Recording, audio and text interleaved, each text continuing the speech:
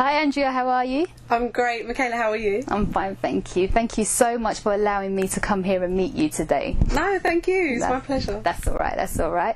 Yeah, I just wanted to ask, you've always had a passion for writing from a very young age. So tell us more about this and how you eventually became the CEO of Play Vybz radio internet station. How I moved from there to music is that music was always like a backdrop for me. So I'd always be making like mixed cassettes. Yeah, cassettes back in the day, 80s baby, before CDs.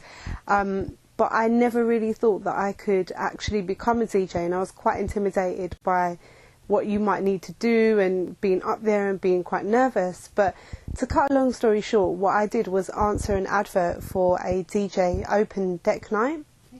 And I didn't have any experience at all, didn't really know what I was doing, but I knew that I could select songs and I knew that I could basically perform and have an ear for it in that sense. So I went down with a pile of CDs and it was a real baptism of fire. The woman that was on there before was like, right, this does this and that does that. And it was literally like about 1 minute before I was supposed to go on that she showed me how to work stuff. So I was just fading in and out. And it went down really well, and the person that was presenting it asked me if I'd ever done it before. She was like, hold on, you said you never done it before, are you sure, on the mic? And I was like, yeah.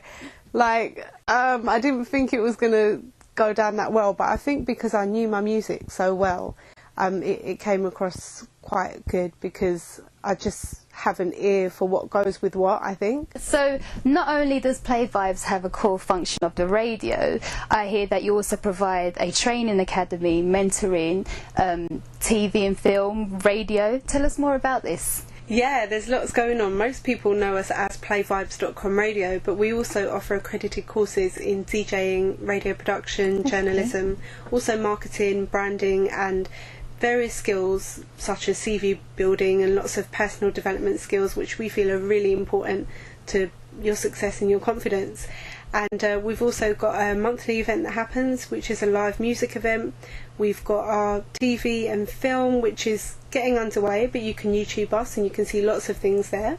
So Play Vybz have supported a number of known community events such as Alexander Rowe's anti-gun crime campaign, Peace Tree at the Demilola Taylor and Oxjam, to name but few. So what sense of achievement do you gain when supporting these events? Well, I'm really glad that you brought up events because what we do is we do support outside events. As you've mentioned, we've also got events that we run which are music focused pretty much every month. But in terms of supporting charitable causes, it's really important to us to make sure that people have a voice. And if you are to have a listen or to look on our website, you'll see that our basic ethos is authentic creative expression, and that goes across the whole board. So if we see somebody that really wants to express something which is an important message that can help other people, then we're going to support and back that person. Andrea, I've heard some really good reviews about you, how you're an individual empowered to act and inspire people in a positive direction. And I hear that you're an ambassador for Peter Jones Foundation. So what is the Peter Jones Foundation and what does your responsibility involve?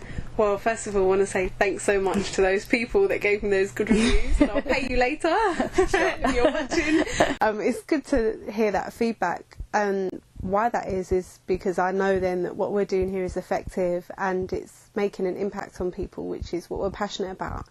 The Peter Jones Foundation is something that was set up by Peter Jones, who is the one of the resident dragons on Dragon's Den, and you'll see him championing entrepreneurship. He's got things going on all the time, and he's got an academy and lots of different projects. And for me, as a young entrepreneur, well, not so young anymore, but when I started, that was definitely a great support system for me in terms of being around organisations like Enterprise UK, which has now been pretty much supported and taken over by the Peter Jones Foundation. And basically what my role as an ambassador is to share with young people in particular my journey and how they might be able to make their passion into a business. And it's really wide ranging. It could depend on the person or the organisation that wants me to come and either have a little talk or facilitate a workshop or something specific around what I do in music. So it's quite wide ranging, but what it basically means is to go out and visit young people and different entrepreneurial projects. For example, maybe judge like a Dragon's Den type competition during Enterprise Week, an Enterprise Month which happens in November. Global Entrepreneurship Week is also within that month as well. So yeah, that's pretty much what I do for that. What is a typical week like being a CEO of a radio station?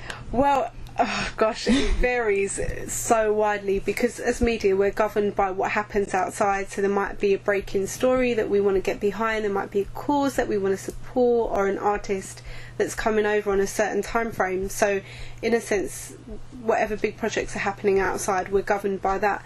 But a lot of the times it is about just making sure that, like any normal business, you've got your admin covered, your promotion, your sales, you're checking emails, listening to songs that have been submitted, training with the team, auditioning people. There's lots going on. I'm sure you've had a lot of artists come in and out of this radio station, so tell me about a memorable artist who's been featured recently in the radio station and what made them memorable. Wow, there are so many. I think earlier on this year we had Mark Victor Hansen, who's the author of Chicken Soup for the Soul and all those types of books. So he was really memorable because he was so generous with the stuff that he was given. With his interview, he was very, very warm and very open about his past experiences before he started to become famous and to write lots of books. So he was great, very giving, lovely spirit, and he really resonated with our presenter who interviewed him, and he gave him a lot of encouragement on a personal level as well, because Mark Victor Hansen is all about empowerment, and you know, he does public speaking, and this is what our presenter wanted to do as well. So he was a great support, a really giving guy, I would say. Yeah, that's one of them. Good. And what does 2012 bring for PlayVibes? Well, we've got a number of projects that we're really excited about because we haven't really ventured into these areas before, and those include the film and TV aspects of what we do. As I mentioned before, we're doing a remake, and we're in the planning stages of that now, so that's exciting for us to give it a London twist because it is an American film. So if that gets underway, then we're really excited about that. Also, what we're looking to do is continue pushing through our 2-year plan to get to DAB, which is something that we're going to be really excited about when it happens, because what we want to do is remain truthful to who we are, the type of artists that come in and are interviewed, and just our whole flavour being very authentic and true to what's going on out there, rather than playing the same old rotation over and over again like you get on a lot of commercial radio. And that's what we want to do, just continue getting our message out to a wider audience. Thank you, Andrea. Thank you.